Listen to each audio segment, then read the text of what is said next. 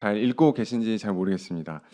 오늘은 함께 나누게 될 이과의 주제, 그 오병이어의 기적에 관한 이야기입니다. 여기서 주제는 5천 명을 먹이심 이렇게 주제로 본문의 내용을 하고 있습니다.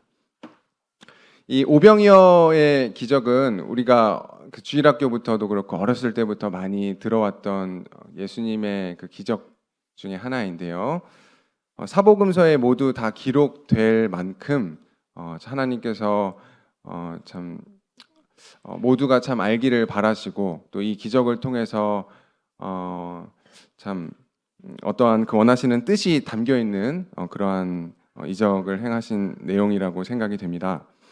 오병이어 말 그대로 보리떡 5개와 물고기 2마리를 가지고 5천 명을 먹이신 그런 큰 기적이신데요. 저희가 본문 내용의 말씀은 마가복음 6장 31절부터 44절의 내용입니다.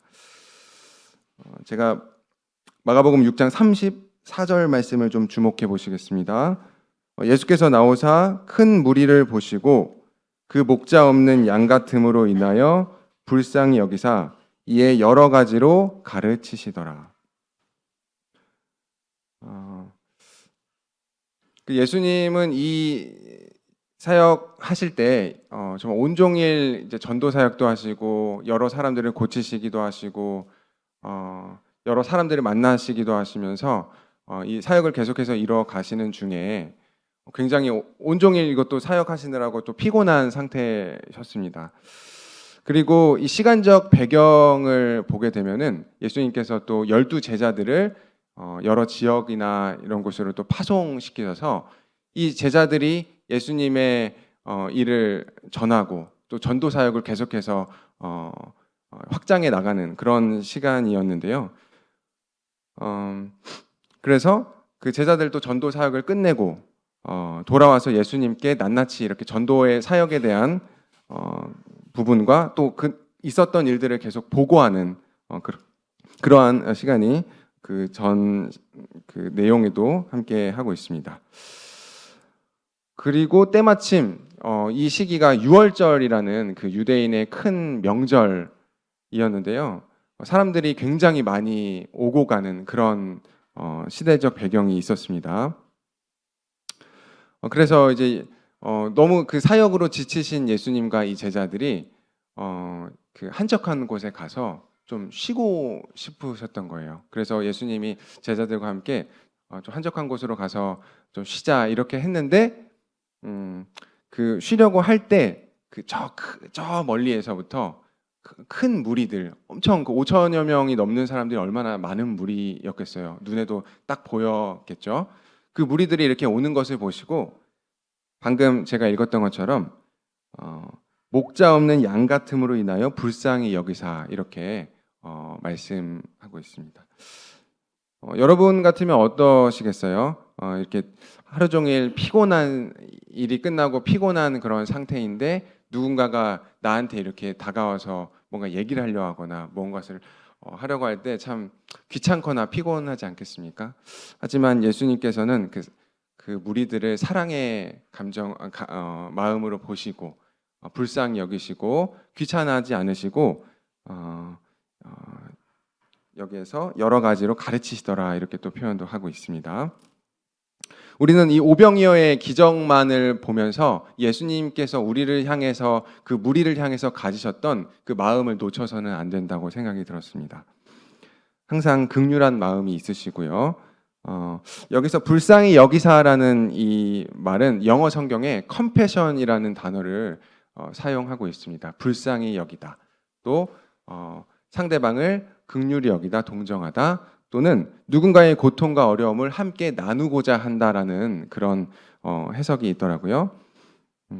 그래서 수많은 무리들이 오는 것을 보시고 그들이 갖고 있던 고통과 어려움을 함께 나누고자 하는 마음이 있으셨던 거예요. 그래서 그들을 불쌍히 여기시는 그런 마음도 함께 가지고 계셨던 것이죠.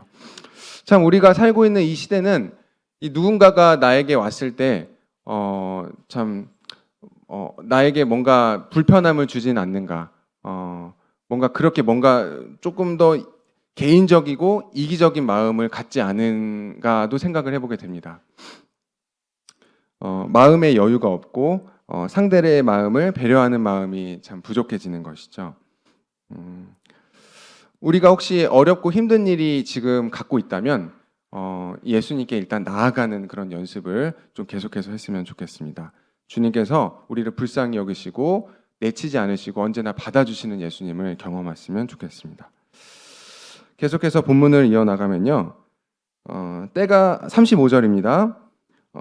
때가 저물어 가매 제자들이 예수께 나와 여짜오되 이곳은 빈들이요 날도 저물어 가니 무리를 보내어 두루 촌과 마을로 가서 무엇을 사 먹게 하옵소서. 여기 빈들이라고 표현이 되어 있습니다. 여기에서 빈들은 이 광야를 표현하고 있습니다. 광야도 하고 이 광야는 이 황량한 공간입니다. 황량하고 뭔가 주변에 뭐가 없어요. 뭐가 없고 어떻게 보면은 좀 사막과 같은 그런 느낌의 공간이라고 생각이 하시면 되고요. 그리고 날이 저물어 갔다고 합니다. 한번 상상을 해보세요. 황량한 그런 공간에 사람들은 멀리서 오고 있고, 그리고 이 날이 저물어 가고 있다는 것은 이제 밤이 이제 넘어가려고 어둑어둑해지는 거예요. 해가 이제 져가는. 그리고 사람들은 아직 많이 남아 있는데 지쳐 있는 상태입니다. 예수님을 막 따라다니느라고 사람들도 많이 지쳐 있고 예수님도 지쳐 있고 제자들도 지쳐 있는 그러한 상태인 것이죠. 그리고 다 배고픈 상태입니다. 그러니까 이제 제자들이 조급해지는 거예요. 그래서 35절의 말씀처럼 이곳이 참 빈들이고 날이 저물어 가니까 빨리 이 사람들을 이 마을로 보내서 먹을 것을 사 먹게 하고 또 빨리 돌려보내고 싶은 그런 마음이 있는 거예요. 저 많은 사람들이 우리에게 오고 있으니까. 그리고 그 제자들의 조급한 마음을 주님께서 알고 계십니다. 여러분들이라면 어떻게 반응할 것 같아요? 이렇게 사람들이 많이 있는데 그 사람들이 지금 배고프고 지쳐 있는 상태입니다. 근데 이 사람들을 다 뭔가 그냥 되돌려 보낼 수는 없고 예수님께서는 또 이후에 계속 말씀하시지만 37절 말씀입니다. 너희가 먹을 것을 주라 이렇게 말씀하세요. 그러니까 제자들 입장에서는 빨리 이 사람들을 먹을 것을 이제 각 지역으로 주변의 마을로 보내서 그렇게 하는 게 훨씬 더 효율적이라고 생각이 들어서 예수님한테 먼저 조급한 마음으로 얘기를 해보는 건데 예수님께서는 너희가 먹을 것을 주라 이렇게 얘기를 하시는 거예요. 굉장히 황당하지만 사실 우리들의 대답도 그렇게 되지 않았을까 생각이 됩니다. 30절 말씀 계속 이어가면요. 여짜오되 우리가 가서 200데나리온의 떡을 사다 먹이리까. 이 요한복음의 이 같은 오병이어의 말씀을 다루는데요. 이 200데나리온의 떡을 사다 먹으니까 이 빌립이 대답하는 거예요. 제자들 중에서. 근데 이 1데나리온은 이 하루에 그때 당시에 하루의 노동자의 하루 품삯이라고 했다고 합니다. 그러니까 뭐 우리나라의 그 돈의 가치로 생각해 볼 때 우리나라 예를 들어서 하루에 버는 일당이 평균 한 10만 원 정도라고 생각이 든다면 200데나리온은 한 2천여만 원 정도가 되는 것이죠. 그러니까 빌립이 벌써 사람들 딱 보고 벌써 계산이 딱 되는 거예요. 이거 한 2천만 원 정도 이상이 되는 금액이 아니면 이 많은 사람들을 배부르게 먹일 수가 없는데 예수님께서는 이렇게 너희가 먹을 것을 주라라고 이렇게 하시는 것이죠. 요한복음에서는 조금씩 먹여도 200데나리온은 될 것 같습니다. 이렇게 대답을 하고 있습니다. 근데 이것은 주님께서 제자들을 시험하고자 하셨던 내용도 있습니다. 이 시험하고자 하셨던 그 내용의 이유는 제자들이 환경을 보지 말고 그 환경을 지배하시는 하나님을 보아라라는 그런 교훈을 하고자 하셨어요. 요한복음에 실제로 빌립을 시험코자 하셨더니 이렇게 표현을 하고 있거든요. 그래서 생명의 필요, 생활의 필요를 공급하시는 분은 예수님이신데 그것을 제자들이 보지 못하고 이렇게 예수님께 여쭤보는 거예요. 하지만 이게 되게 어떻게 보면 당연한 그런 대답과 질문이지 않을까도 생각이 되었습니다. 계속해서 더 중요한 교훈들이 계속해서 나옵니다. 하지만 제자들 생각에는 이 돈도 있어야 되고 또 이 돈뿐만 아니라 이 많은 음식들을 운반해야 되는 물건도 있어야 되고 여러 가지 생각이 먼저 드는 거예요. 우리도 무언가 살아가다 보면 환경이 먼저 생각이 들지 않습니까? 내가 이렇게 먼저 계산이 벌써 딱딱 되고 내가 이렇게 해야 될 것만 같은데 하지만 주님께서는 다른 생각을 먼저 하고 계시고 우리를 시험코자 하시는 계획을 벌써 하고 계신 것이죠. 그리고 우리를 어떻게 만들어 가실지 이미 다 계획하고 계신 거예요. 우리를 가장 잘 아시는 분은 또 주님이시기 때문이죠. 우리는 하지만 잘 모르잖아요. 그렇기 때문에 우리는 환경을 먼저 보고 우리가 낙심할 때도 있고 또 실망할 때도 있고 이런 부분들이 참 많은 것 같습니다. 뭐 이전에 내용에서도 나사로의 죽음이 있었는데요. 나사로의 죽음을 통해서 많은 사람들이 좀 이렇게 슬퍼했다고 하잖아요. 그래서 주님 왜 늦게 오셨어요? 그 마리아와 마르다가 막 이렇게 원망하는 그런 장면들이 있잖아요. 왜 이제 오셔가지고 왜 죽은 후에 이렇게 오셨어요? 환경을 보고 원망을 하고 있는 거거든요. 그리고 또 예수님을 섬기면 다 잘 될 것만 같은데 모든 환경들이 잘 물 흐르듯 이루어져야만 될 것 같은데 그렇지 않습니다. 뭐 때로는 장마가 오든지 또 폭염이 오든지 또 뭐 하던 일이 잘 될 수도 있겠지만 또 잘 되던 일들이 하루아침에 물거품이 되어서 아무것도 남지 않게 되는 그런 일들이 있을 수 있는 것이죠. 하나님이 허락하지 않으시면 어떠한 일도 일어날 수가 없는 것입니다. 많은 사람들이 환경을 먼저 보게 되고 예수님의 어떤 우리를 위한 그 계획하심을 보지 않게 되는 것 같습니다. 성경에서는 이렇게도 말씀하고 있습니다. 범사에 감사하라. 이것이 우리 구주 예수 그리스도의 뜻이다. 범사의 그를 인정하라. 그리하면 너의 길을 인도하시리라. 이렇게 말씀을 하고 있습니다. 하지만 우리 대답은 여전히 다릅니다. 200데나리온이 부족합니다. 이렇게. 요한복음에서는 부족하다라고도 표현이 하고 있는데요. 하지만 하나님께서는 부족한 분이 아니시죠. 넉넉하신 분이십니다. 후히 주시는 분이시죠. 우리가 다 알다시피 5,000명을 먹이고도 12광주리가 남았잖아요. 그죠? 하나님께서는 우리 넘치도록 우리에게 베풀어 주시는 분이십니다. 우리는 하지만 항상 부족하다고 하는 거예요. 빌립과 안드레 제자들과 같이 환경만 쳐다보고 있는 자신들의 처지만 보고 있는 그런 모습들입니다. 하지만 환경을 지배하시는 분은 하나님이시고 이것을 반전으로 일으키시는 분은 하나님, 우리 주님이신 것이죠. 그 주님을 보지 못하고 있는 것입니다. 제자들은 주님과 함께 많은 그 전도 사역을 했다고 했지만 아직도 주님에 대해서 잘 모르고 있는 것입니다. 히브리서 11장 6절 말씀에 믿음이 없이는 하나님을 기쁘시게 하지 못하나니 하나님께 나아가는 자는 반드시 그가 계신 것과 또한 그가 자기를 찾는 자들에게 상 주시는 이심을 믿어야 할지니라. 참 귀한 말씀이죠. 우리 주님을 믿는 사람들은 이렇게 주님께서 해주신 것을 믿고 따라야 할 것입니다. 주님이 그들을 먹인다고 하셨고 너희가 주라라고 하셨잖아요. 먹인다고 하시면은 먹으실 수 있는 것이죠. 그렇게 하시는 것인데도 우리는 계속 반문을 하게 되는 겁니다. 200데나리온 정도가 필요할 것 같습니다. 이렇게 대답하는 것이죠. 그렇기 때문에 제자들도 그렇고 우리도 사실 주님을 많이 안다고 하지만 잘 모르는 것 같습니다. 환경을 먼저 보고 주님께 여쭤보게 되는 것이죠. 또 앞전에 사마리아 여인을 주님께서 만나셨습니다.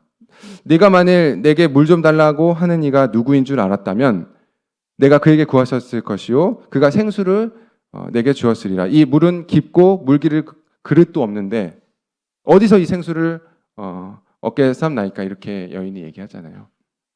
예수님이 누군지 모르니까. 예수님께서는 그 우물이 깊던 그 우물의 환경이나 이런 건 사실 상관이 없습니다. 사실 전능하신 분이시기 때문에 정말 마르지 않는 그런 생수를 주실 수 있는 것이죠. 우리가 믿는 하나님, 우리가 믿는 주님이 그러하신 분이십니다. 하루는 하나님이 아브라함에게 저 밤하늘의 이 하늘을 참 쳐다보라고 하시면서 별이 참 많은 것을 보게 하시면서 너의 자손이 이와 같이 많을 것이다 이렇게 하셨어요. 그때 아브라함 나이가 한 100세 정도였다고 하는데요. 아내 사라 나이도 한 90세 이상 이렇게 되었다고 하는데요. 그러니까 때가 이미 많이 지났는데 하나님께서는 아브라함을 통해서 너의 자손이 이렇게나 많이 있을 것이다라고 하신 거예요. 결국에는 하나님께서 그 약속을 지키시고 말씀하셨죠. 근데 아브라함이 믿었어요. 그 말씀을. 하나님께서 약속하시면 우리에게서 볼 때는 불가능해 보이지만 하나님께서는 불가능한 것이 아닌 것이죠. 하나님 편에서 보고 하나님의 말씀을 따라 생각하고 믿어야 되는 것입니다. 하지만 이 제자들 빌립과 안드레와 제자들은 이 전능하신 하나님을 바라보지 못했던 것 같아요. 지지난주 벌써 2주 됐잖아요. MT 다녀온 지. 참 저도 한 달 전부터 이 MT 그 날씨 가는 그 기간에 날씨를 정말 매일과 같이 봤던 것 같아요. 제발 폭우가 내리지 않을 수 있도록 참 우리가 놀기 참 좋은 환경으로 갔으면 참 좋겠다 이렇게 했는데도 계속 그 2주 동안 확인했는데 비로 이렇게 잡혀 있더라고요. 그러니까 마음에 좀 실망도 있고 주님을 조금 원망하게 되는 그런 시간도 좀 있었던 것 같아요. 참 믿음이 부족하다는 걸 참 많이 느끼게 되는데 하지만 우리 학생 선생님들 중에서는 괜찮다고 그때 분명히 주님께서 날씨를 정말 맑게 해주시고 우리가 놀기 참 좋게 MT에서 참 즐겁게 시간을 보낼 수 있기 좋게 환경을 만들어 주실 거라고 말씀하신 선생님들이 많이 계셨어요. 교사 선생님들 중에 제가 그때까지도 그 가는 당일까지도 믿음이 부족해서 그런 환경들을 보지 못하고 감사하지 못하고 주님께 그런 계속 기도하면서 정말 이 빌립과 같은 대답을 하지 않았을까 생각이 들어요. 하지만 실질적으로 우리가 어땠습니까? MT 때 날씨가 우리가 이렇게 해수욕을 즐기기에 또 여러 가지 프로그램을 하기에는 좀 좋은 환경이었다고 생각이 돼요. 크게 어렵지 않게 주님께서 도와주신 것이죠. 참 감사가 됐어요. 이러한 그 오병이어의 기적을 행하시고 난 이후에 이 사람들이 어떻게 하면요, 예수님을 임금 삼으려고 합니다. 근데 예수님께서 그런 것을 피하시고 산으로 피하세요. 사실 예수님이 오신 이유가 뭔가요? 사람들, 우리 사람들의 영혼을 구원하시려고 오셨습니다. 하지만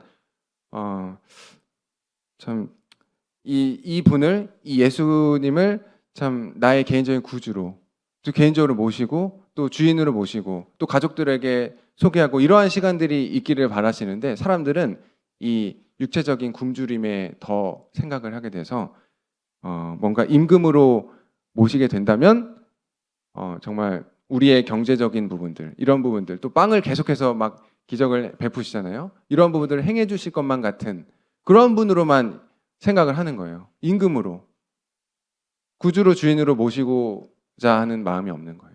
제자들도 비슷한 제자들도 많이 있었지 않았을까 생각이 돼요. 우리도 그럴 때가 있지 않습니까?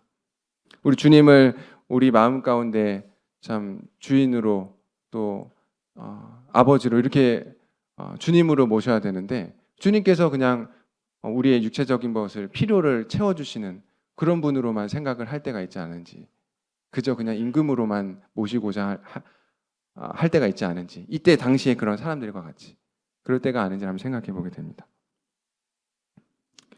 다시 말해 우리의 육체를 위해서 오신 것뿐만 아니라 영혼의 구원을 위해서 오신 것이죠. 예수님께서 그 생명의 떡으로 이렇게 오신 것이. 그것을 가르치시기 위해서 이 많은 무리들 가운데서 기적을 베푸시고 기적을 베푸신 것이죠.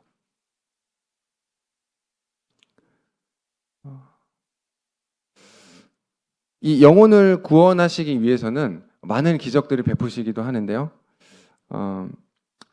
지금 이 시대 가운데서도 주님께서 우리를 위해서 계속해서 영혼을 구원하시기 위해서 계속해서 우리와 함께하고 계신데 그러기 위해서 이 때로는 몸에 병을 갖게 하기도 하시고 또 가정에 또 가족이나 이런 부분에서 또 어려움을 갖게도 하실 때도 있으시고 또 하던 일들을 자 계획하에 이루지 않게 하실 때도 있으시고 나의 계획대로 되는 게 하나도 없는 거예요. 이 타이밍에 내 계획대로 참 되면 참 좋을 텐데 하지만 주님께서 그렇게 다 허락하지 않으십니다.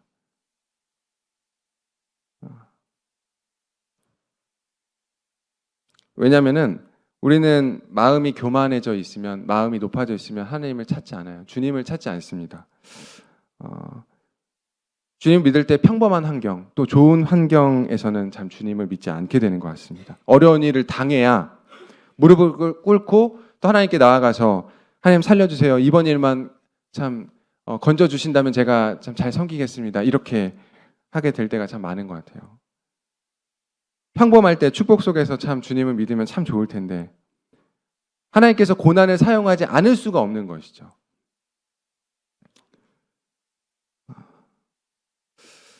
육체가 이제 배고픈 것처럼 영혼도 배고픈 것입니다. 참 육체가 갈증을 느끼는 것처럼 이 영혼도 갈증을 느낍니다.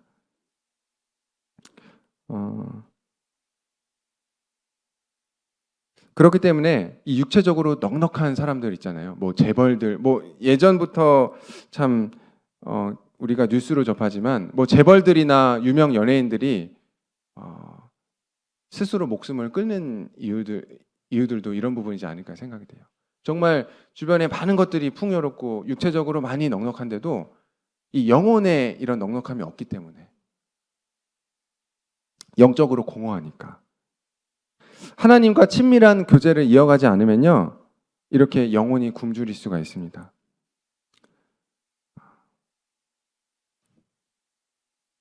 주님께서는 이러한 이 오병이어의 이적을 행하시고도 주님께서 잘했다고 이렇게 하지 않으셨어요. 인간적이었다면 내가 했다, 내가 잘했다 이렇게 하셨겠죠. 하지만 그렇지 않으셨어요. 자기 자신을 오신 것이 아니라 우리를 위해, 사람들을 위해 오셨다 이렇게 성경에서 말씀하시는 거죠. 갈릴리에 가실 때도 참 선지자가 참 고향에서는 환영을 받지 못한다. 이렇게 말씀하고 계시죠. 또 사마리아도 가시잖아요. 그 적대된 땅들도 다 가시잖아요.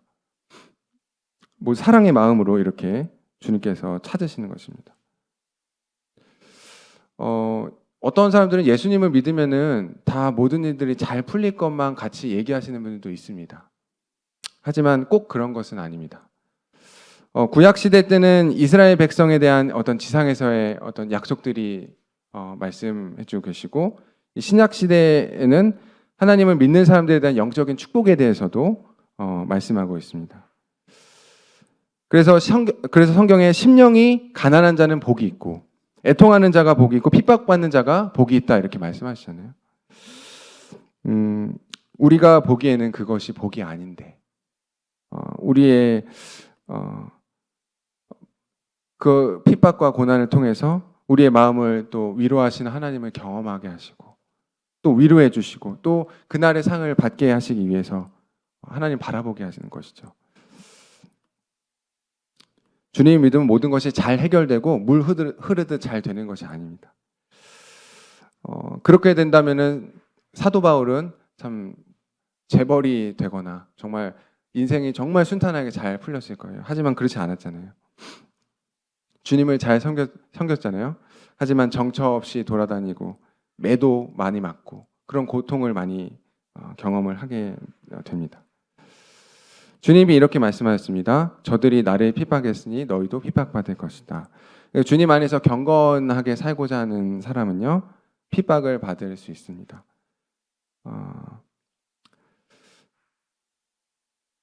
다시 본문으로 좀 돌아와서 38절 말씀에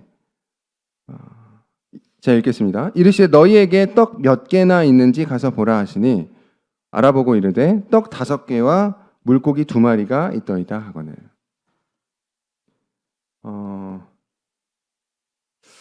이 당시에 이 보리떡 같은 경우는요, 이 당시에는 개나 돼지나 이 짐승들이 먹는 이런 굉장히 그 떡으로 따지면 급이 가장 낮은 떡이었다고 합니다.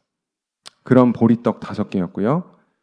이 물고기는 여기에서 요한복음에서 옵사리온이라는 헬라어를 이제 말씀하셨는데, 이 옵사리온은 당시 상품 가치가 너무 떨어져서 어부들이 이렇게 이 물고기들을 정리할 때 상품 가치가 없는 건 따로 빼놓잖아요. 버리거나 이렇게 하는데, 그러한 물고기들을 옵사리온이라고 했다고 해요. 그 옵사리온이 이 물고기 2마리인 거예요. 그래서 그렇게 버리게 되면은 가난한 사람들이 그 물고기들을 가지고 그냥 먹어도 너무 맛이 없으니까 또 소금에 이렇게 절여 놓고 그것들을 가난한 사람들끼리 그 물고기 나눠 먹는 그 정도의 수준의 이런 물고기였던 것이죠. 그러니까 이 보리떡 5개와 물고기는요, 실질적으로 굉장히 천하고 사실상 보면 아무것도 아닌, 음식의 축으로도 끼울 수 없는 굉장히 불쌍한 사람들만 먹게 되는 그런 음식들인 것입니다. 하지만 이 불쌍한 사람들이 먹게 되는, 정말 우리가 봐도 먹고 싶지 않은 그런 음식들을 가지고 5천 명이 넘는 사람들을 기적을 베푸시는, 이적을 행하시는 예수님을 볼 수가 있습니다.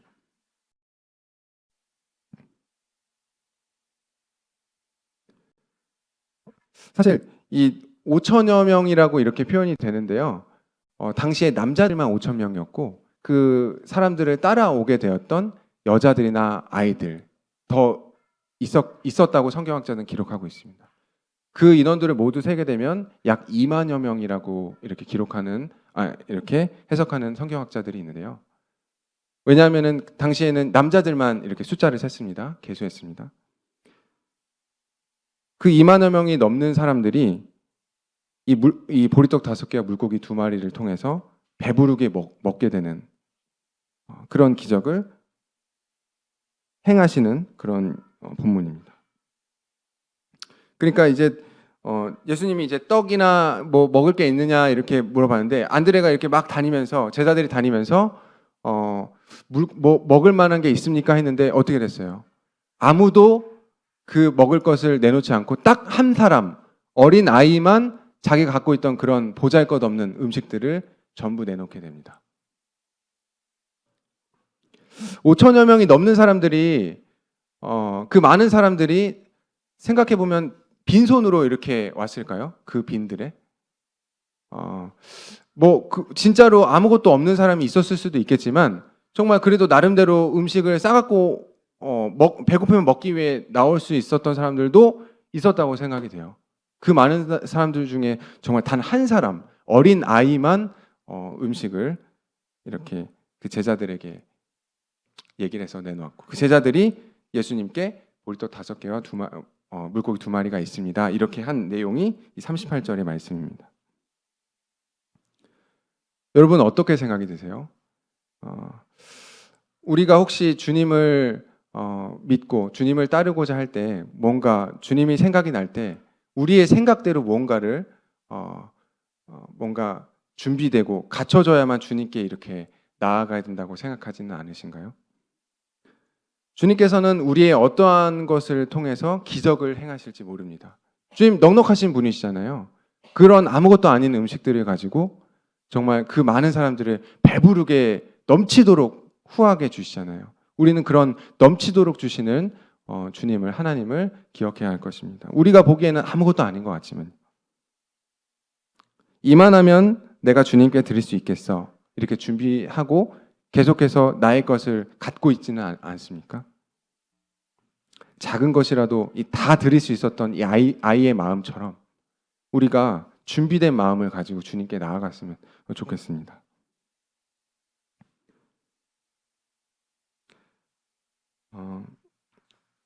이제 본문의 내용 마지막 부분을 이루고 있습니다. 41절 말씀 제가 읽겠습니다. 떡 5개와 물고기 2마리를 가지사 하늘을 우러러 축사하시고, 이 본문의 내용을 읽었습니다. 이 축사하셨다. 축사하셨다라는 이 표현은요, 참 중요한 부분인데요. 유로게오라는 헬라어로서 이 감사하셨다라는 뜻도 함께하고 있다고 합니다. 그렇기 때문에 이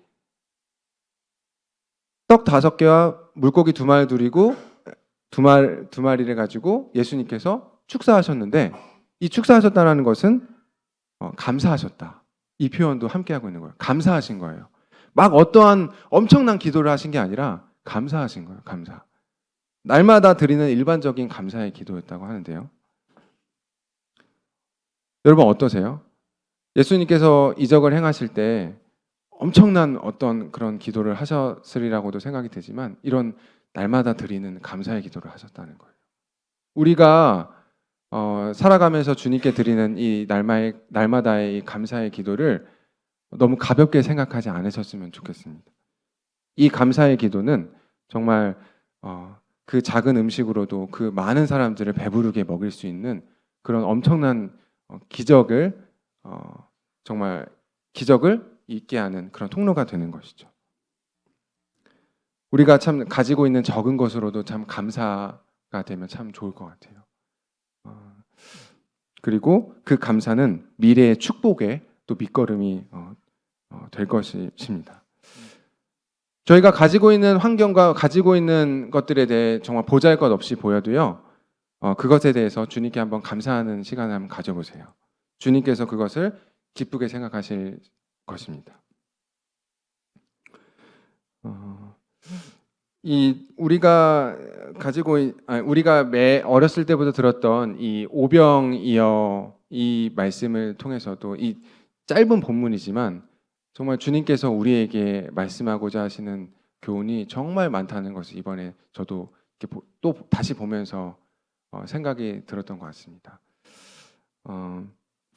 좀 정리해 보면요, 우리를 불쌍히 여기시고 긍휼히 여기시는 예수님을 기억하시고, 또 환경을 먼저 바라보는 우리 모습에서 또 그 환경을 반전시키시는 그런 하나님의 모습, 우리 주님의 모습을 기억하시고, 또 우리가 생각하는 보잘것없는 것을 통해서도 주님께서 배부르게 먹이시고, 그 먹이심뿐만 아니라 육체적인 이런 굶주림뿐만 아니라 우리의 영혼까지도, 영적인 것도 다 구원시키시는 하나님을, 우리 주님을 기억하셨으면 좋겠습니다.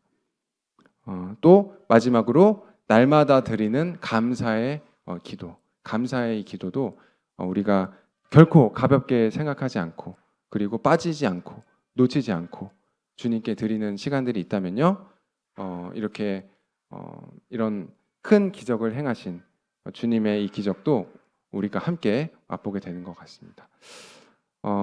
가장 중요한 또 부분이라고 생각하면요, 결국에는 예수님을 바라봐야 되는 것이죠. 이 제자들과 이 많은 사람들이 예수님을 생각했었어야 돼요. 예수님이 어떠하신 분인지, 예수님이 왜 이 땅에 오셨는지, 이곳에 오셨는지, 정말 생명으로 오신 예수님을 기억해야 되는 것이죠. 이 땅에서의 드러나는 이 기적들도 물론 중요할 수 있지만, 더 큰 놀라우신 예수님을 바라보는 것. 우리도 예수님이, 우리 주님이 가지신 그런 능력, 주님이 우리에게 베푸신 은혜, 이런 것만 생각하는 것이 아니라, 우리도 우리의 영혼을 위하여, 우리의 굶주린 영혼, 우리의 정말 배고픈 이런 영혼, 아무것도 없는 우리들을 위해서 주님께서 오셨고, 우리가 주님을 바라봐야 한다는 그런 가장 귀한 교훈이 아닌가 생각이 됩니다. 이가의 이 오병이어의 기적을 통해서 함께 나누어 본 시간이었고요. 다음 주에는 물 위를 걸으시는 이 3과의 내용이 있습니다. 여러분, 이 예수님의 말씀과 하신 일, 이 책을 혹시라도 놓치지 마시고 계속해서 읽어보시면서, 말 그대로 이 책의 내용, 이 제목처럼 예수님께서 어떠한 말씀을 하시고 어떠한 일들을 베푸셨는가를 한번 생각해 보시고 묵상을 좀 해보시는 시간이 있었으면 좋겠습니다. 다음 주 3과 물 위를 걸으시는 예수님을 또 이렇게 생각을 해보시고 마음을 또 준비해서 이 자리에 또 학생회에 나오셨으면 좋겠습니다. 네, 이것으로 모든 말씀을 마치도록 하겠습니다. 네, 감사합니다.